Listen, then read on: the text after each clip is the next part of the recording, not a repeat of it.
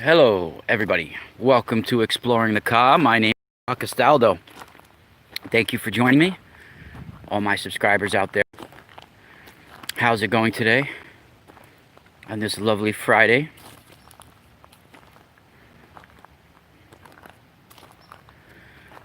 I'm very excited to be talking with you all today. I have made some amazing breakthroughs using light technology, working with copper. In fact, I'm even getting my father into it now. My father's going to help make tensor tools with me. But I have discovered amazing torus technology working with these tools. And it's shown me more about our own bioenergetic fields.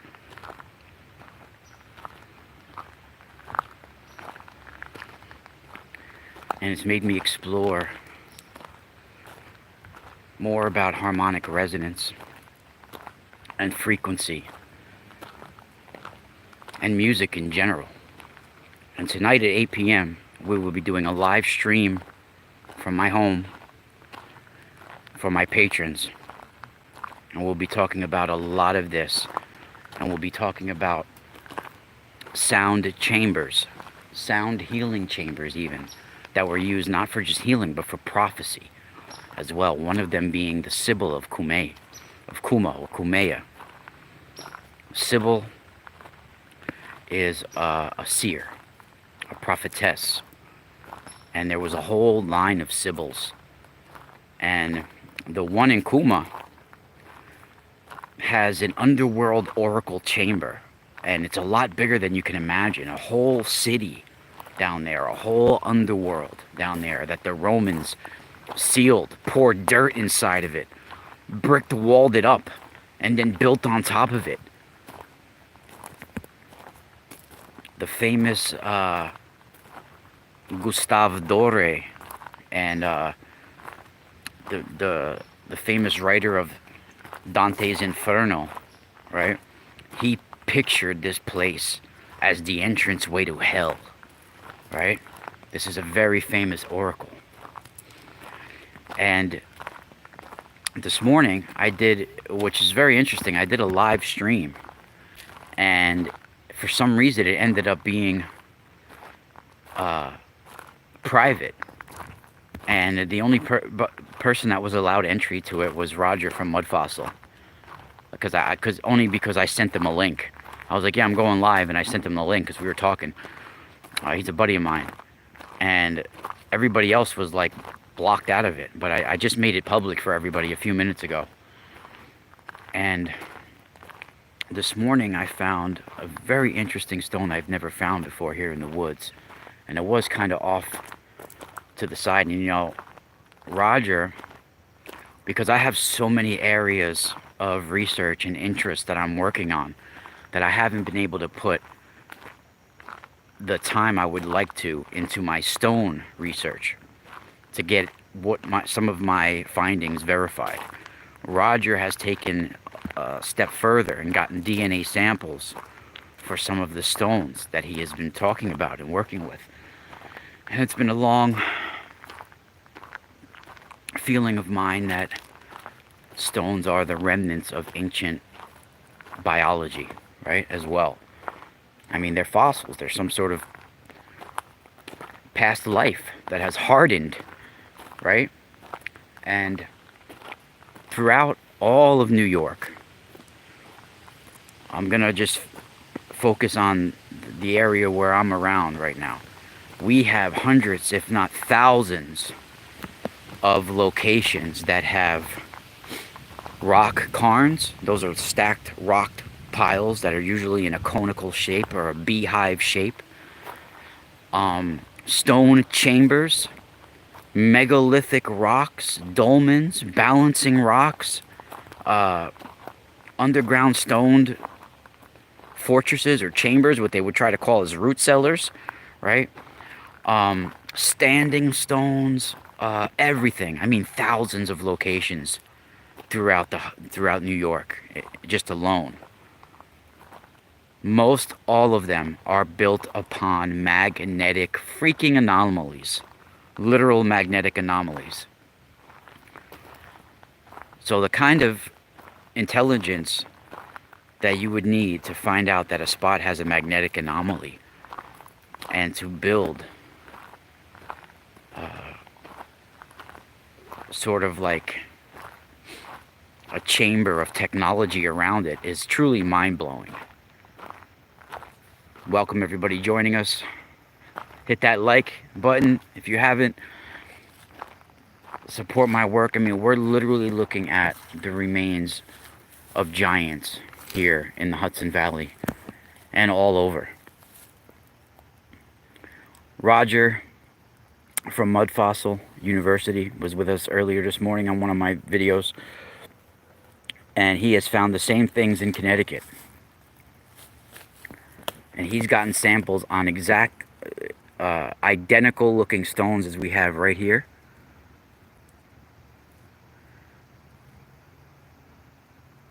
And this whole area is just magical.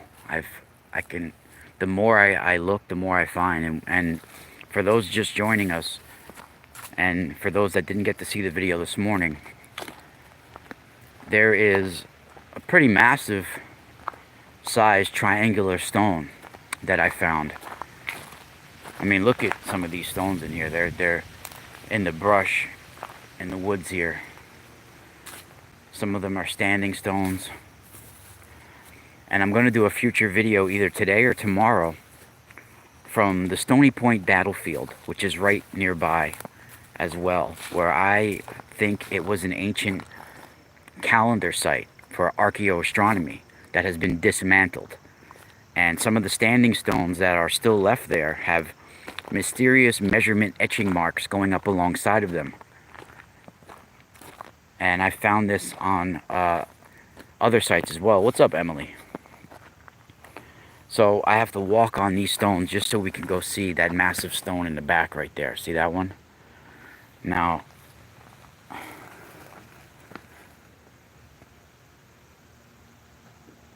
thank you, Emily. Okay, so I got up on these stones. You could see this massive triangular stone. When I was dowsing earlier, I got drawn to this, and I felt like this stone was magnetized with something, that it probably was relocated here, or maybe it was it's right at a key spot, who knows. But you could see it's out here in the brush, and it's literally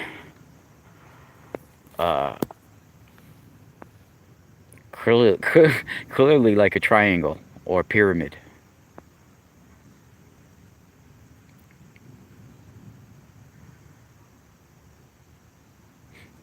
And if you ask Roger from Mud Fossil University, he'll tell you, from what he believes, that every one of these stones you see here is bits and pieces of giants.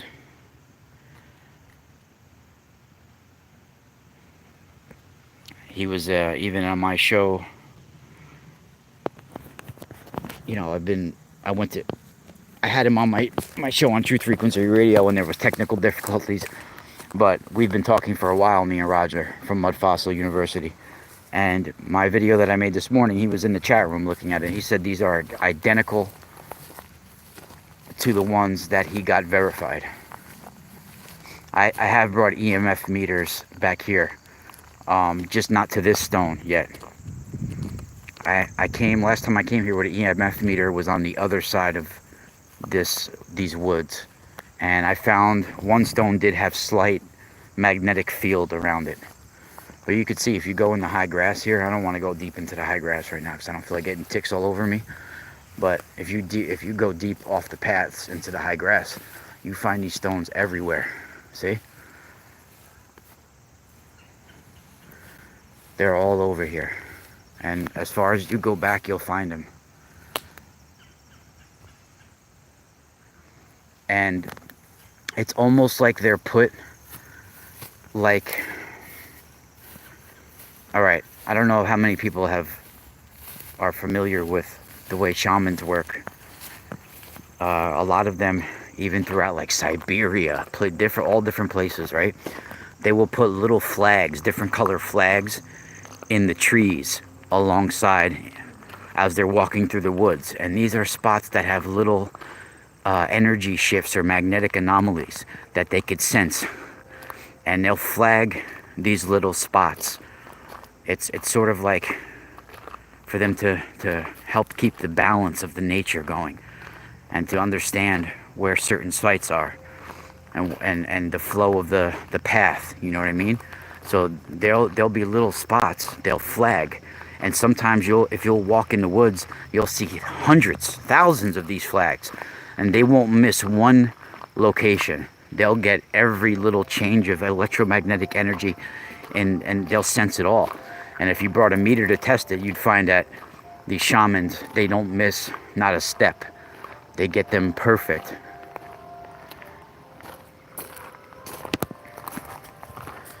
And like I mentioned, one of the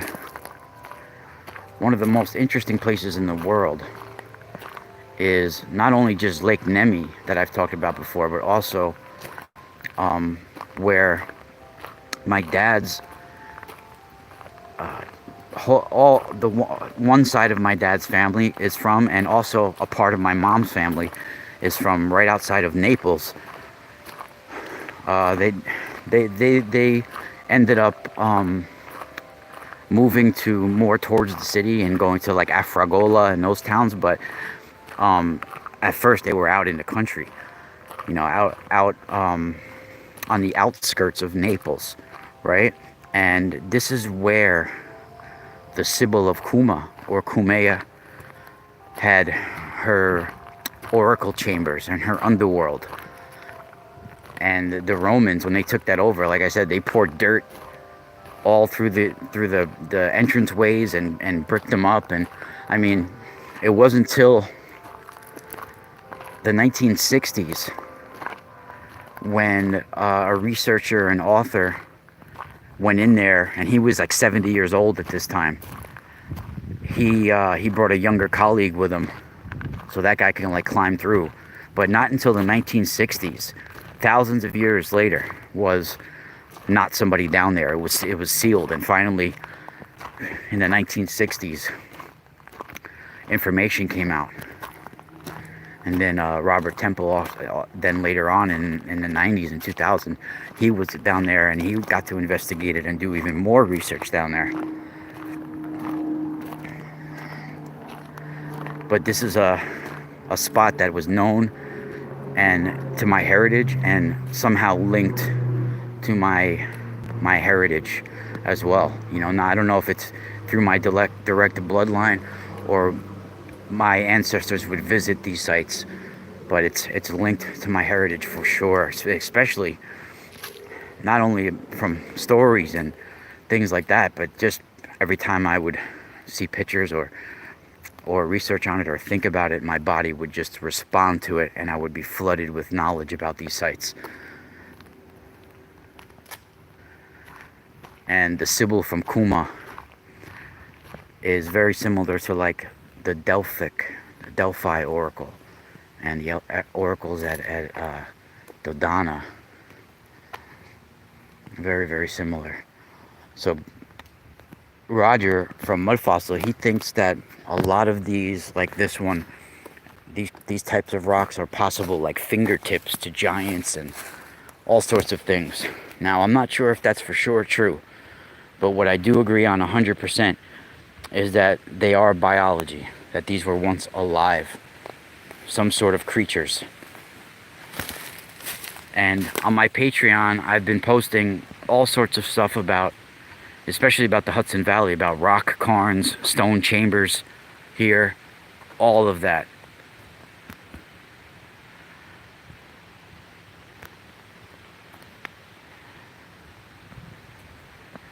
Rex, bears in the house. Rex, did you see the triangular stone? I'll go back and show you if you didn't get the chance to see it. I just walked there to it. What's up, brother? So, for those just joining us, we were talking about the oracle chambers of Sibyl, the Sibyl of Kuma. And what's interesting about all of these spots, I mean, Malta, the oracle chambers of Kuma, various Hindu temples without all throughout India and Sri Lanka, all places throughout the world, they have sound chambers, some sort of sound chambers within the temples, and a lot of them, if you bang on the frickin' a stone, it'll be hollow and ring like a bell, especially if you bang on it with metal. You know, there's sound chambers and harmonic resonance sort of energies and frequencies that get generated throughout these temples, and we're only starting to rediscover just a small piece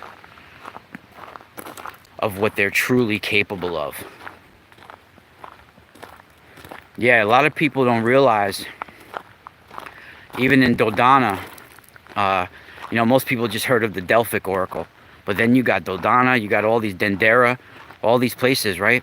And they literally had cybernetic wood, cybernetic timber that they got, sacred oak trees that they would use, and they talk about that it was self-propelling wood.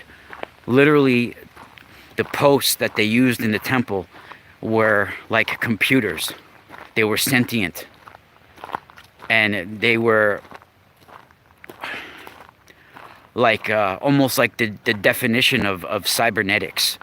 You know, they were moving on their own accord and self-propelling motions, and they were like cybernetic timber. You know, a blend between a fusion between worlds and DNA. You know, truly amazing.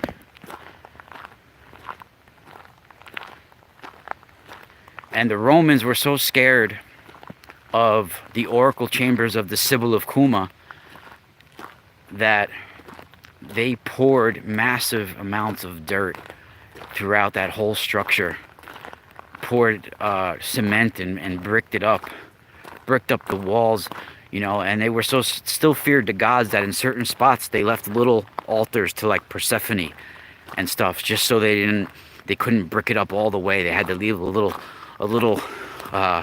sort of like window sort of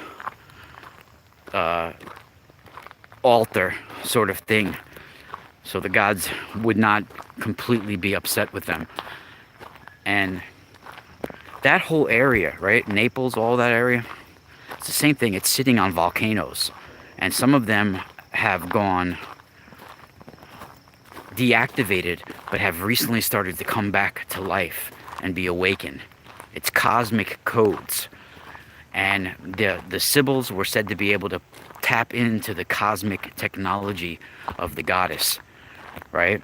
And all of these goddesses, and this energy is now returning. Portals are now being open for this return, and these energies are seem to be linked to sacred technology that is causing a fusion, like a cybernetic sort of thing as well, between high level technology and DNA and biological, even like I've mentioned before on my show here, like Inanna or even Sekhmet. They would have these headdresses, right, that would like be a harmonious sort of blend between the headdress and the body, and they would be able to invoke cosmic forces, literally being able to rain down firing stones from the sky, right, and be connected to all sorts of celestial bodies. And that's where these rock cairns, stone chambers, I'm going to share something with you guys real quick before I go. And this is really mind-blowing stuff that I've never shared anywhere else. All of these stacked rock piles, rock cairns, stone chambers, megalithic dolmens, standing stones, menhirs, all of them that you see throughout the world. You know, especially the ones we have here in Hudson Valley. They're keeping a cosmic grid going, some sort of technology that are marking spots of magnetic anomalies that help bring a blend between worlds. And this is where you have these sightings of even Bigfoots and all these different people. They're, these spots are marked. You know, these magnetic anomalies have literal stone technology associated with them that is keeping a multi-dimensional anchor, a grid work going on. And at certain, I think, key times of day and alignments, cosmic alignments, solar alignments,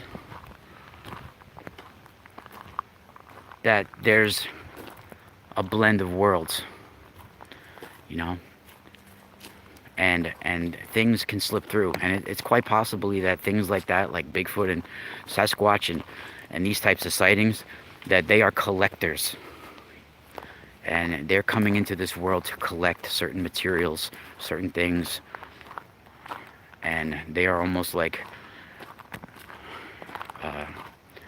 they're on their own missions, like programmed almost, right?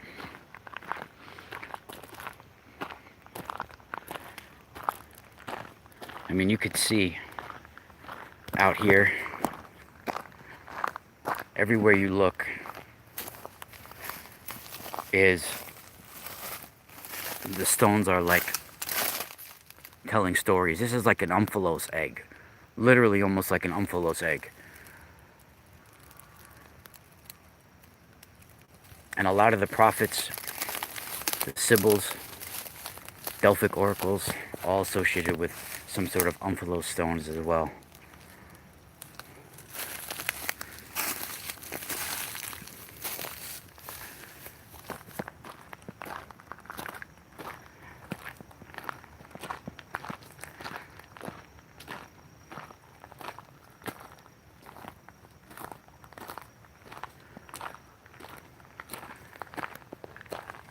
Well, these grounds are still considered sacred site. Now the Vatican and the Catholic Church owns all these woods. But these woods are still dedicated to the goddess. This is the woods of the Madonna. That's what they're called, you know.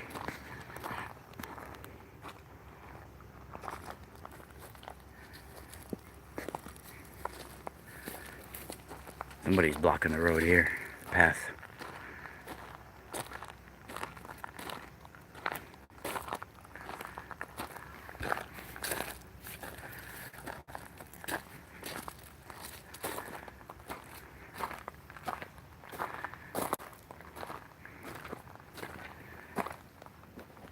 Damn, I walked past the triangular stone. I forgot to show it again. Well, you guys could see it earlier in the video. But all these stones are telling a story. I mean, there's stone walls out in the middle of the woods all throughout this Hudson Valley. And I'm going to share a story with you guys real quick.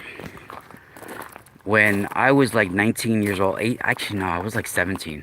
I was just graduating high school.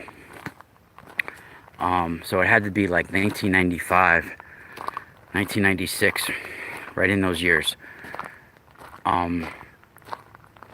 There's rock stone chambers all throughout the Hudson Valley and Massachusetts and Maine, you know, all throughout New England too. But we have them right here in the Hudson Valley, New York. And for a long time, historians, scientists, everybody around were trying to say they were just root cellars. And they were more modern constructions, right? People using them for food and are like root cellars, right? So now they actually admit, and they'll tell you that they're most likely ancient Druid monuments, right? But they're stone chambers, and almost all of the ones that I have researched are built on top of magnetic anomalies. And I didn't know this at the time. Look at this. I didn't know this at the time, but me and my friend Francis, who he actually passed away now, Francis Miller, me and him were hanging out with this kid that he knew. I don't know, we just met him, this kid Jeremy, and he lived in Carmel, which is in Westchester County, New York, right? Or right out of Westchester, maybe Putnam. I forget. It's like a half an hour from where I live at. But Francis went to college with him, or knew him from somewhere, met him at college, or something.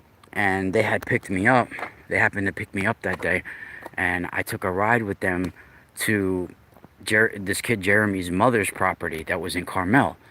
And a lot of these properties here in New York and Connecticut and places like that, they'll have like acres and acres of land, and there'll be like a mysterious stone chamber out of nowhere, like hidden on the hill in the land, and they go beneath the ground as well. They're like underground stone chambers. A lot of them. Sometimes they're built into the hill in the woods, and if you really research it, whoa.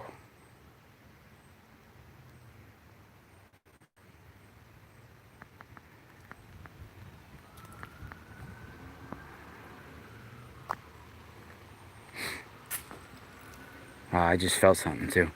But if you really start to research all these stone chambers, you'll find that they are on magnetic anomalies as well. So there was one on his mom's, where his mom's property met somebody else's property, all the way, like, we had to walk probably, man, it seemed like almost a mile into the woods, and there was a stone chamber there.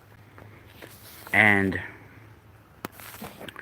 we had there, it's like, when you're inside it, you can stand up, and like a full grown man can stand up in there, and you got room. But to get in there, it's like a 2 or 3 foot crawl space on the ground that you have to like get on your belly and crawl in, or get on your back and pull yourself in, right? So we crawled in one by one, and we were standing inside of it, and we were gonna smoke a bowl in there, right? We were gonna blaze. So we were like 17, and I don't know how old the kid Jeremy was. I think he was like a year or two older than me, and he was going to college or something, and I was just graduating high school. And so we were in there, and I'm not sure exactly how long we were in there. It was only like a couple of 2 or 3 minutes, but there was like a weird light that appeared, not almost like an orb, but it seemed to be like more like not like it was condensed into one little dot. It seemed to like it had rays that came off of it. So it wasn't really like an orb. It seemed like it just be a light presence all of a sudden came in the chamber. That wasn't like daylight. It was like a different light that came in. I don't know if it came from the floor or what, but it like passed us and went out the chamber. And we were like, what the fuck was that? So we all, one by one, came out and ran out, like got outside. And we were like, it kind of frightened us. So we all got out of the chamber. And when we got outside, because this chamber was like sort of like built in to the bottom of a hill that was in, like, on land, like in the woods. And it was like sort of like a mound built into the grass, right? But it's like covered by the hill, sort of. And there's a bigger hill on top of it. Like, so when you get out, when you get out and look up, there's another hill up above, where, that's above us. So as we got out of it, it's natural as soon as you get out to like look above you. So as soon as we got out, we like looked above us, and on the hill there was somebody standing there, like with like a weird robe and cloak, sort of like hood on. And we were like, who the fuck is that? But the face was like a black void, like you couldn't see anything within the hood. It was just black. And as we went to go walk up there, it wasn't there anymore. It just like, because as you're walking up the hill, you lose sight of who's standing up there for a moment as you're walking the incline. And as we got up towards the top, nobody was there. So it was like a weird cloaked presence appeared as soon as we were in that stone chamber. And it was associated with some sort of like light presence that first showed up. And at the time, we kind of thought that kid Jeremy was like screwing with us, and it had to have been something that he was like playing around, because we like, we like ran out of there afterwards, and we kind of thought that like, oh, he was playing a joke on us. But afterwards, like years later, I realized that it wasn't really a joke that was being played on us. That all throughout the Hudson Valley, there has been stories of weird cloaked beings appearing at these stone chambers, and appearing sometimes holding like a globe of light or some sort of sphere of light. And we had no prior knowledge of stories like that beforehand. I didn't know anything about anybody having those kind of encounters, but they've been reported all throughout the years, going back hundreds of years. And most people around there that own homes with stone chambers on their location, they don't want to talk about it, but if you talk to them alone, they'll mention it to you that they have had similar experiences where whenever they've gone near the stone chambers or investigated around them or done anything around them, that sometimes weird things will appear, and sometimes there will be cloaked figures. And I know the Druids one time, they did make it over to this land way before Columbus, and all sorts of different cultures. So who knows what sort of apparition or presence or force is being activated as a protection, maybe, to these stone chambers and the technology associated with them, because I do think they are healing chambers as well, and it has to do with harmonic resonance and magnetic energy. And there's something that can happen. Sound chambers, sounds can be put throughout that can change the polarity of your body and all sorts of energies. I do feel that.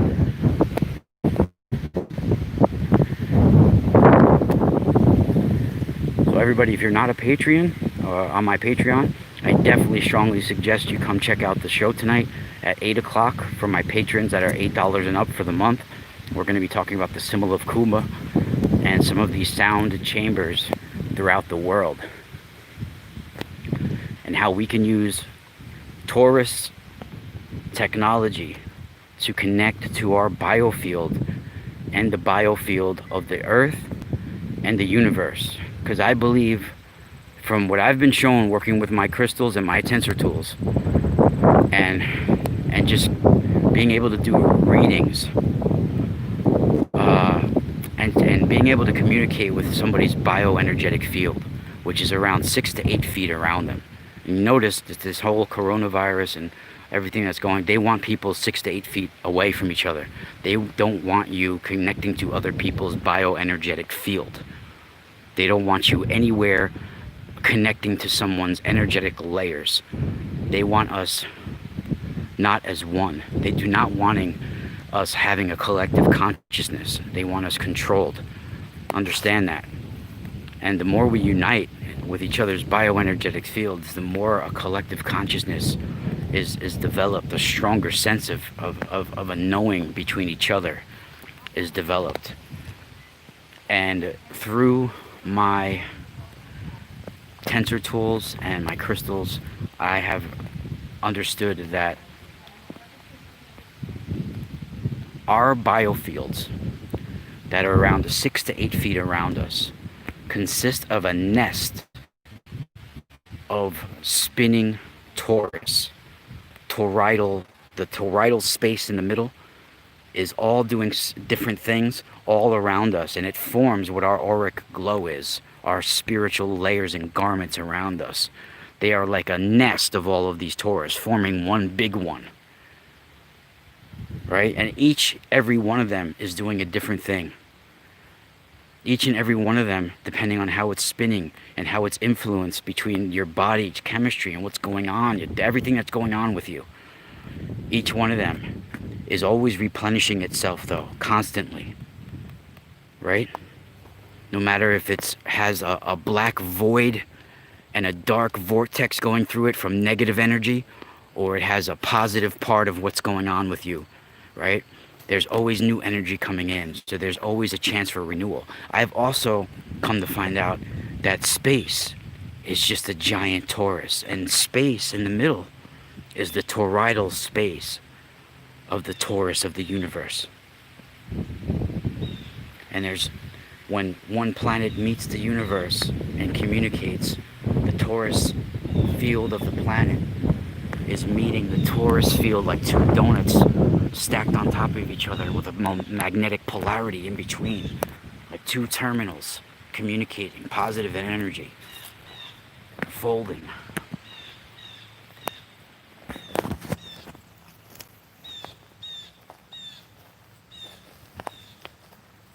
Thank you for joining me, everybody. My name is Ra Castaldo, and Spiral out.